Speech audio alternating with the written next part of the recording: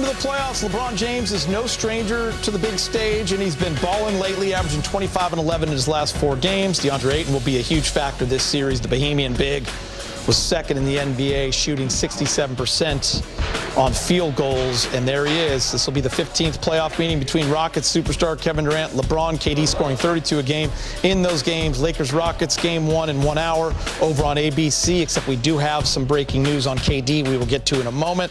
It is a gorgeous day in downtown Los Angeles, and nothing like it in this city when the Lakers are in the playoffs, as you see the crowd starting to file in to Crypto.com Arena. Hello and welcome to Access Sportsnet Lakers, brought to you by Mercury Insurance. Chris McGee, Derek Fisher.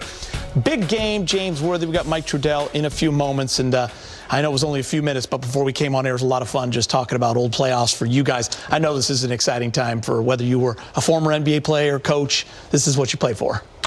Yeah, I mean, I always look at it as a second season. You know, a lot of us say the real season, but the regular season is critical. But once you get here, yeah, it's exciting. It's everything you work for since training camp. You think about that, and you know, you just hone in. You don't have to travel as much. You know, you get to focus on 2 or 3 players that you may have to deal with. A lot of video. And so, yeah, it's fun. It's exciting. It's what you play for. Yeah, and I was recently, Mike Bresnahan teaches a class at Pepperdine, and went out to speak to his class, and I was talking about like not being a guy, like I wasn't the #1 pick. I wasn't an NBA Hall of Fame level player. And so I treated the regular season like it was the playoffs, which in my opinion allowed me during the playoffs. I felt like I played better. My game went to another level. And a lot of it is what James was just saying. Less travel, more focus on a specific opponent, specific matchups, out of timeout plays, all the little details where for a smaller guy, I had to find those margins of advantage, and the playoffs allowed me to get to it. Talk about this all day. All right, after an exciting play-in tournament, the first round of the playoffs are underway as we take a look at the postseason bracket. We're going to start in the East. The 1-8 is set after Orlando absolutely smashed the Hornets last night. That will be a physical series, 1v8. Cleveland up 1-0 on Toronto. The Knicks and Atlanta are in a tight game right now. It should be close to halftime. And, of course, the rivals playing each other in the first round, 2v7, Boston Celtics and the Philadelphia 76ers. And now we take a look at the Western Conference. Oklahoma City will draw the Phoenix Suns. They had a big win over the Warriors last night in the desert. LA and Houston will battle here at 5:30. Denver up 1-0 against the T-Wolves. And tomorrow night, the finale of Game 1, Sunday evening game, San Antonio taking on the Portland Trail Blazers. So what's the mindset, guys, going into a Game 1 of the playoffs, especially the first round, and now hearing the news an hour before the game that no KD? Does that change anything, James? No, I mean, obviously it changes, how you approach the Houston Rockets defensively, but your mindset doesn't change. You worked hard to get home court advantage, and you have to make sure that you can secure that. So you come out, we're missing 2 players, and our mindset has to be the same. We've developed good chemistry, we've been playing good defense, so it's just a matter, I think Ayton and Rui are the 2 guys that are going to have to get it done. But regardless is who's in the game, because it's playoffs, Geeter, and anything can happen.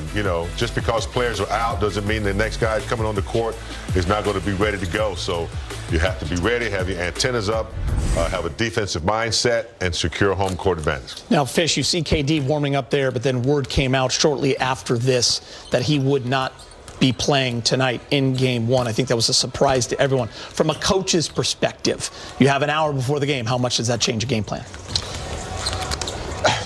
The game plan does have the potential to shift significantly. I mean, Kevin Durant in isolation is a big part of any game plan when you face a team that he plays for.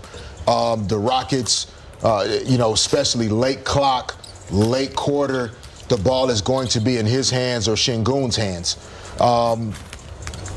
Defensively, the things that they've worked on this week, the coverages, the shifts, where you want to be in the gaps when KD has the ball on the left elbow at the top of the key.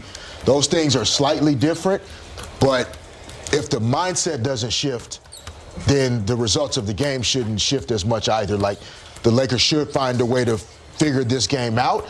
You just have to now flip the switch, which is hard because you haven't practiced that way, that now Şengün is the focal point of everything that you need to do defensively. But the ball is also going to fly around more with no Durant. So you have to be mindful of that additional ball and player movement. Before we get to Mike Trudell, James, you kind of went to this earlier in the week, and you mentioned it a little bit in the open. You worked so hard through 82 games to get home court advantage. You were in that situation many times. How important is it to punch first and capitalize? Yeah. I mean, punching first is... Because it's usually a feel-out game, but this feels different with all the guys hurt. Well, you know what? You're without two players. Yeah. You know that. But like I said, the chemistry that they built up over the last couple months, that is still there with all the guys. I could see it in the last, 3 games that they had to win. It was just really good to see that they have the chemistry. So with that in mind, you got to punch first. You're at home. You got to have a defensive presence.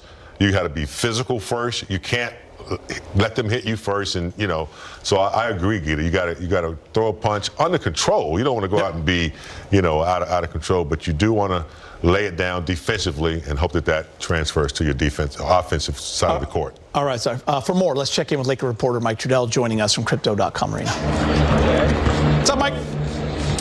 What's happening, guys? Welcome downtown. It's great to see you as always. And I mean, look, you think about everything you guys just went over with Kevin Durant. We didn't even know that by the time that JJ Redick started speaking to us. So that came in the subsequent press conference with Ime Udoka. So certainly that would have been something interesting to hear from JJ. What I asked him, though, was just about how the Lakers progressed throughout the week of practice. It was something that JJ had mentioned that he learned a lot from last year and having that gap and sort of how they wanted to make sure the team was ready to go. And then you get into the experience factor that the Lakers have here with LeBron James, of course, at the head of the snake, who's played more playoff games than anybody. Number 2, by the way, Derek Fisher.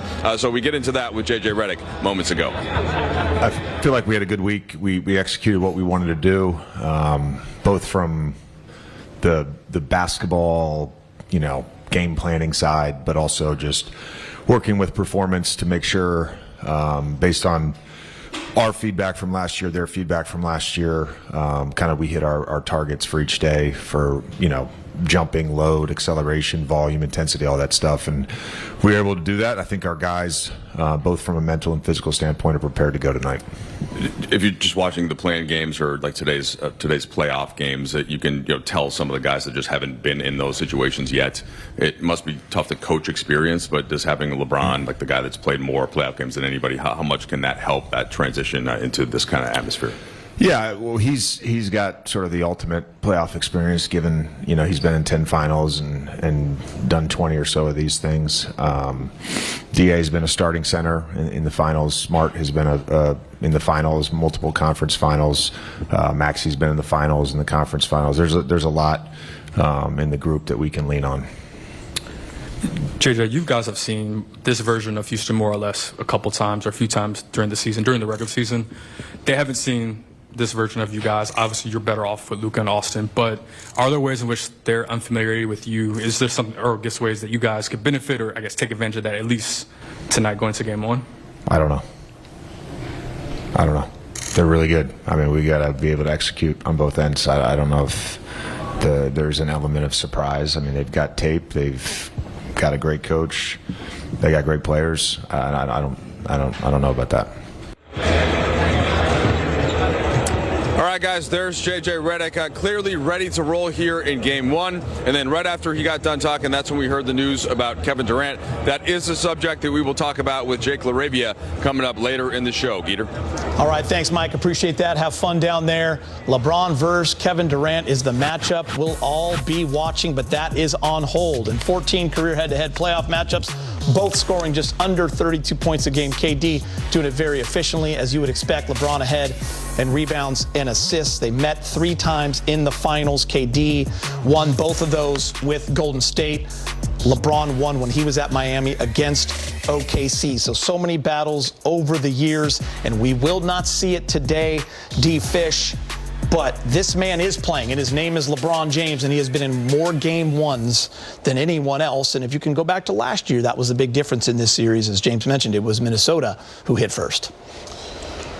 Well, LeBron's, just playoff experience and, how to handle the ups and downs of a playoff game. One playoff game is, it's like 4 different games. Like each quarter is its own game.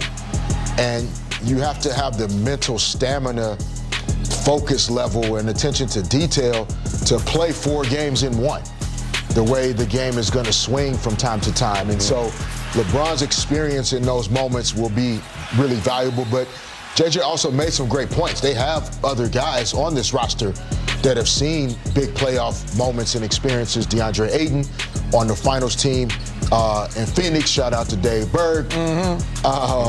And Maxi Kleber, and there are multiple guys, including guys that have been on this roster that were in the playoffs. So there's a ton of experience all around, but obviously LeBron is one of one, and it's just unfortunate we won't see KD and LeBron match up tonight, but hopefully a couple days from now. And don't get excited, that is not Luka Doncic suiting up. That is just a fan there on the side of the court. Big game. I hope the Lakers aren't wearing gold, because those guys are too close to the court. I want them side. getting You past. get confused and receive that one more pass, man. But big game, you hone in right there. You see LeBron, and you just know that this time of year, he prepares like this for 23 years. He'll be ready. He's done it all, and he's the key maker. From the Matrix, he's got a key just about to every aspect of the game. He's seen it all. He's experienced it all, and I think where he is right now is really exciting to him. I mean, he's done this before, but to be able to allow Luka and Austin Reaves to thrive and take that third option, from the dunker's corner or playing off the ball, going into post and bullying people. He found a really high efficient game for himself while he continues to lead when he has to. And now he's got guys like Ayton and Rui and, Kennard, that he has to lead, and some of those guys have experience. Kennard has experience. Rui is extremely efficient, so it's to be a great time for him. More volume. I think the key, is Ayton, but LeBron is the guy that will lead, and he's done it before, and he's here to do it now. All right, Marcus Smart, the ultimate impactor.